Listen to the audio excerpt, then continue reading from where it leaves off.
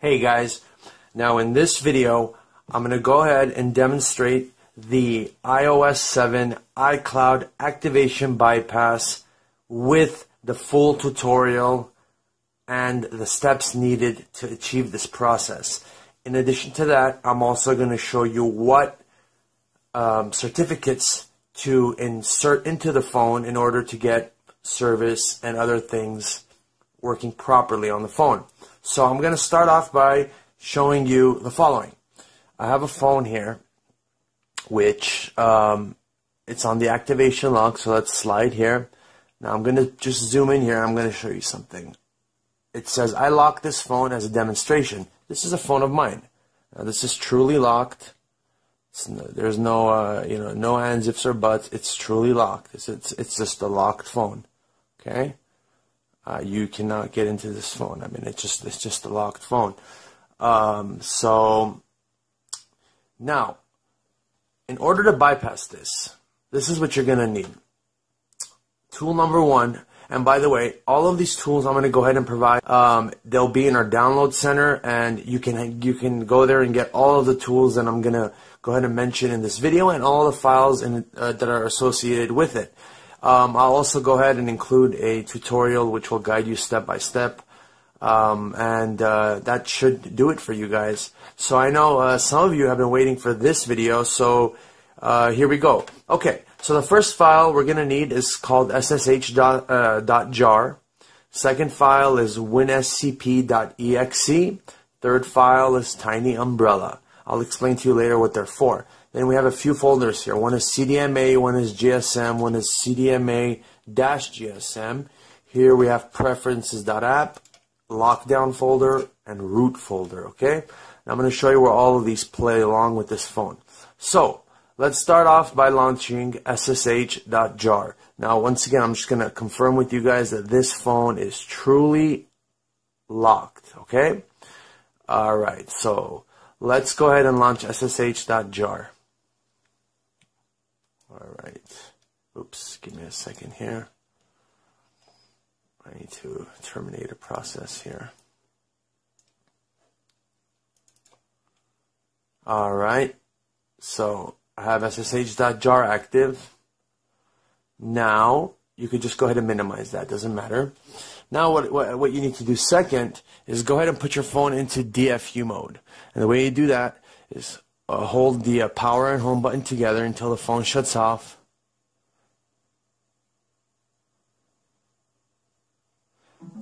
Now when the phone shuts off, let go of the power button. Keep your finger on the home button until you hear another indicator noise from the PC. And I'm doing this on a Windows 8 machine. There a command box will pop up, and you guys should see that if everything's functioning properly. Give it a second or two. Then the second thing that you want to do is you want to go ahead and launch WinSCP.exe, this file here. Now in the background what you're hearing is it's actually putting the phone in DFU mode, back into recovery mode, back into DFU mode, and I can actually go ahead and show you what's happening. And there's a log here. Okay, this is just the SSH log, so let's go ahead and just leave that right here. Why not? Alright. So the phone right here, as you can see, it looks like it's doing something, but it's really not doing anything. So let's go ahead. The next step, we're going to open WinSCP. Let's go ahead and open that. It's going to ask for admin privileges. We're going to say yes. So when you launch that, the address you're going to want to put in here to connect to this device is going to be the following. You're going to want to go ahead and type 127.0.0.0. I'm sorry, I put too many zeros. So .0.0.1, and then the port number is going to be 2022. All right. Now the username generally for the iPhone is generic. It's login is root, and password is Alpine. All right. So now we're going to go ahead and log in. There's the connection log. All right, it logged in. Now this is what you're going to see. This is that WinSCP tool, okay? Now, the first thing you want to do is you want to mount the root directories on this phone. Now, the way to do that, on WinSCP, there's a little command line thing, terminal box here. You see up in the corner. Go ahead and click on that. Go ahead and disregard the message and just click OK. Now it's going to go ahead and authenticate and connect. Now what you want to type here is you want to type mount. So give me a second here. MOUNT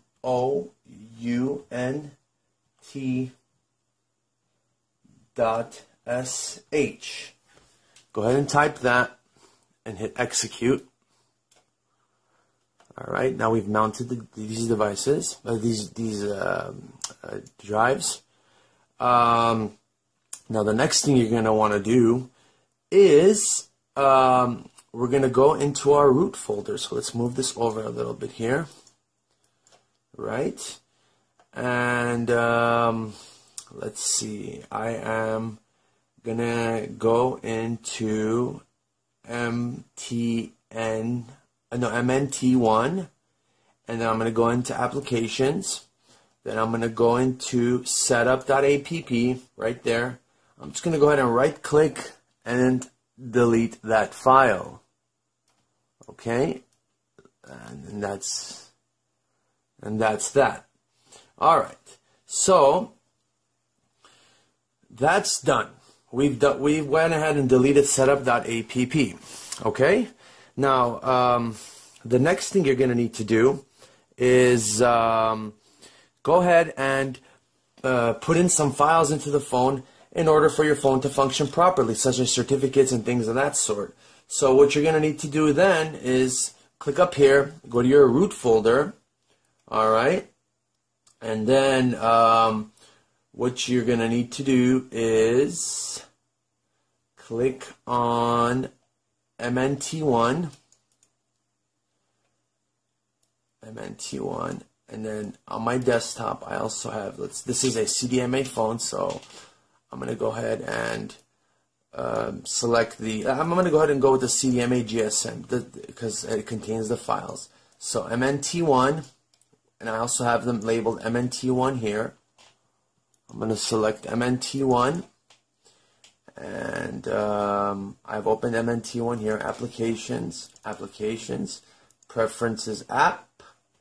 And here, where do we have it? We have Preferences app as well. So we're going to go ahead and drag this Preferences app into here. Actually, you know what? Let's go ahead and let's go up one directory because I don't want to put it in a folder. And let's drag this into the Preferences app. So that's that preferences.app folder. I'm going to drag into the Applications app. It's going to say, okay, do you want to do it? I'm going to say go ahead and copy it. Now it's going to say, do you want to overwrite the existing one? I'm going to go ahead and say yes. All right, so we went ahead and did that. Now the next thing that you're going to want to do is you're going to want to go back into your root directory and go into MNT2 and also refer to the file here which says MNT2. Then you're going to see a file called root. So in MNT2 here also there's a file called root. You're going to open that library file there, open that library file there, open it here as well. And we have these three certificates. So what we're going to do is we're going to go ahead and select these three certificates from here and throw them into this lockdown folder. We're going to go ahead and copy. It's going to ask us, do we want to override? We are going to say yes. It's going to say, ask us again. We're going to say yes again and yes again. So we went ahead and did that as well. All right. Now, the next thing you also want to do is, actually, I have a secondary lockdown file. It's kind of a fail-safe, so I'm going to go ahead and put that in there as well. You can, if it's your choice, if you want, based on your results. So I'm going to go ahead and put that in there as well. Copy. And never ask me again. Just go ahead and replace all of those. and also the, no, not that area. Then I'm going to go back to root again, and I'm going to go into MNT1, applications, and I am going to replace preferences.app from here, which is extensive. Alright, let's see. Alright, let's go back up one directory. So I'm gonna go up one more directory because I want to put this in the applications folder. I'm going to take this preferences.app and put it in here. It's going to ask me, hey, do you want to do it? I'm going to say yes. And it's going to take a little bit of time. It's a lot of files.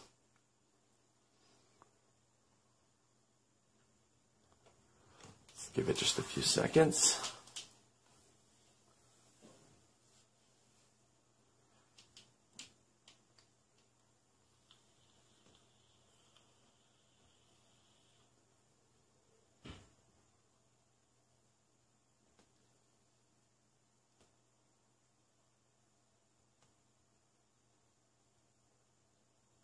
Shouldn't take much longer.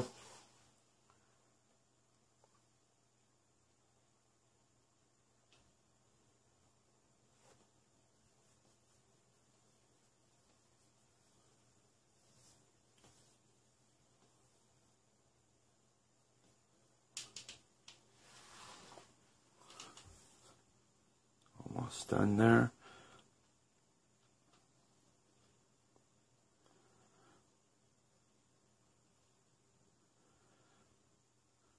Okay, that's done. Now I'm going to go ahead and go back here, go back into MNT2. I have this root folder here, and I also have a root folder here. So what I want to do is I want to go ahead and drag this root folder into MNT2, and I'm going to go ahead and select copy, and that should have done that. Let me double check that real quick. Root, library, caches. Library, yeah, that's proper. So make sure I got all these lockdowns correct here. Let me go ahead and copy this lockdown and this root as well. Copy, lockdown. Alright. Okay. So, we went ahead and did all of that, right? That's pretty much all the file transferring you're going to do. So we can go ahead and just minimize that for now. Now, the next thing you're going to want to do is reboot your phone. So the way to do that is go ahead and just click the power and home button.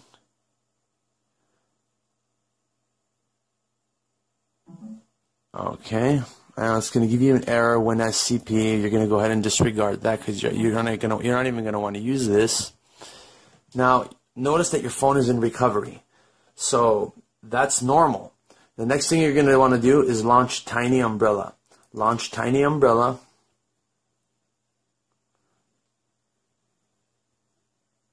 And Tiny Umbrella is a tool that's going to go ahead and allow you to forcefully eject out of recovery mode.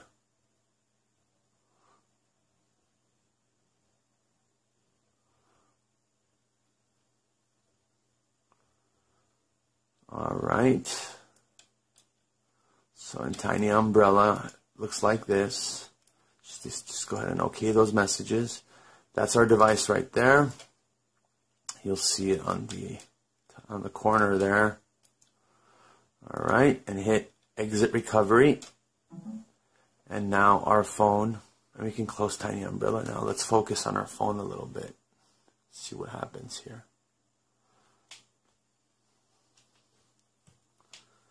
Not a small feat, guys, not a small feat. So this is the thing that's been taking so long, is the exploit for the A5, A6, A6X, A7 processors, that is just tremendously hard. They are, you know, just around the corner. This particular exploit here is ready. It works right now, and you can go ahead and follow the steps in this video, and you will achieve these results. Now look here, guys. I just restarted it, and guess what? No more activation. And it's asking me, do you want to trust this computer? I'm going to say yes. Searching for a network. Everything is normal. Now what's best of all here, there we go. See, waiting for activation. It's perfect. This is a CDMA phone, guys. Now, the best thing of all here is when you go to settings, you can go to iCloud, and it's no longer registered to anybody. How exciting is that? So I can go ahead and insert new credentials, which I will. So let's go ahead and put my credentials.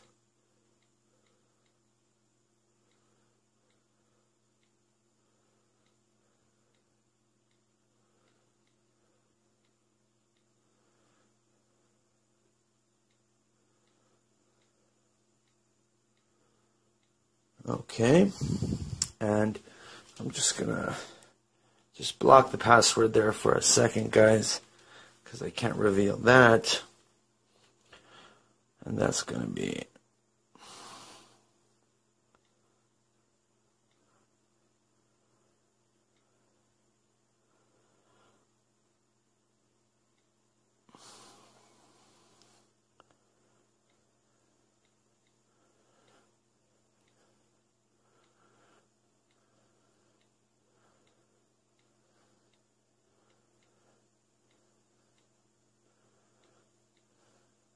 okay. I'm going to sign in.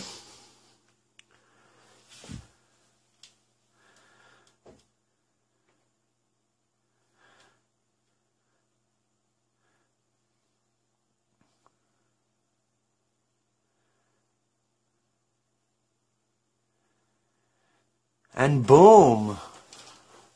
It says, do you want to allow iCloud? I say yes. Okay. So there we go. It's completely set up with new credentials, and I can go ahead and reboot this phone. Everything works fine. All the apps work. Everything works simple. You would have to, if on a CDMA phone, you would have to do *228, reprogram it to your network, or if it should pick up by itself. Sprint, Verizon, whatever. If you have AT&T or T-Mobile, you pop your SIM card in and boom, it'll just take off right there and then. But here it is, guys. It actually works. And here is the video. It's all there. I mean, it is all there. So, you know, let's go to the Apple website, for example. Loading just fine. Everything is there. I mean, that's just fantastic. That's just fantastic. You know, and you program your phone usually on CDMA phones using *228.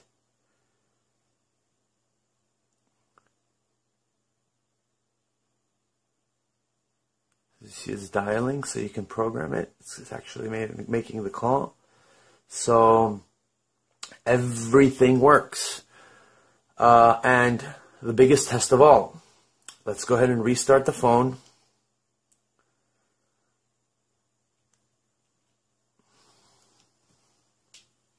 Now, I also, in addition to this, I want to show you guys something interesting.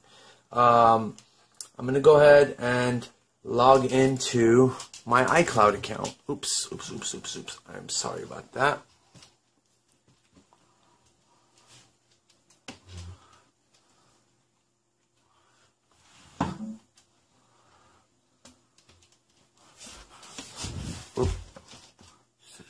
I totally messed up here.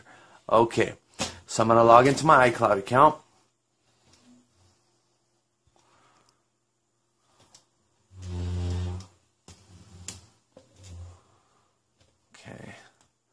while that phone reboots.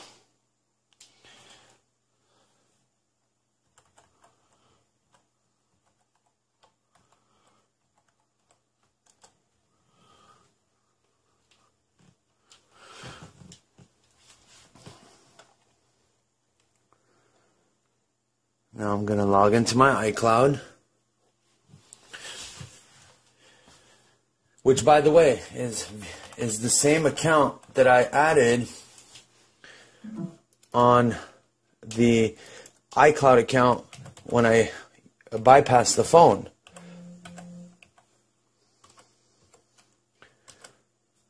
But you see, it loaded without the activation.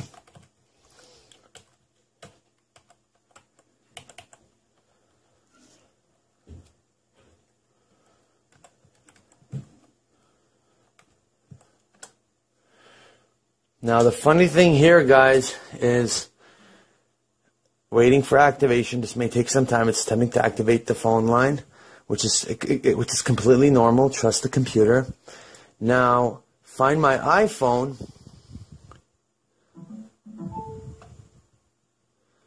Thinks that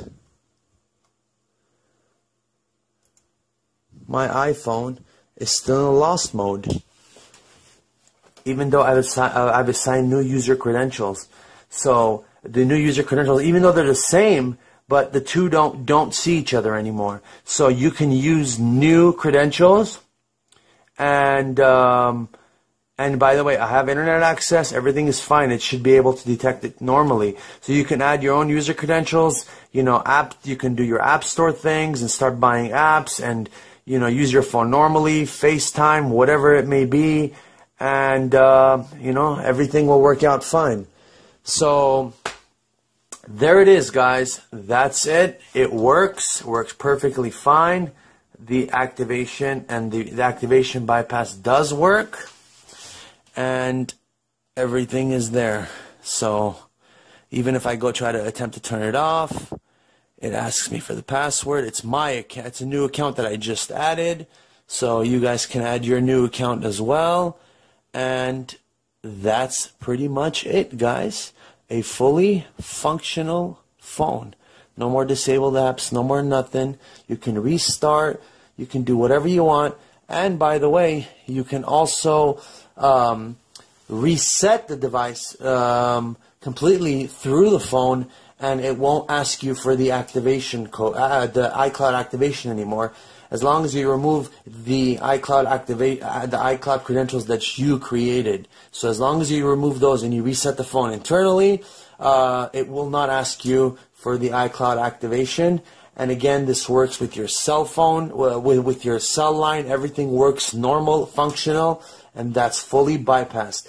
Guys, thank you for supporting GadgetWide. Thank you for watching this video. Thank you for being very patient. There's more to come for the A5, A6, A7. And here it is. It hasn't been a joke. It's not a joke. It's been very tiring work for me. Guys, please post comments, post your articles. Let's, grow this community. And thank you for all your support and all your commitment.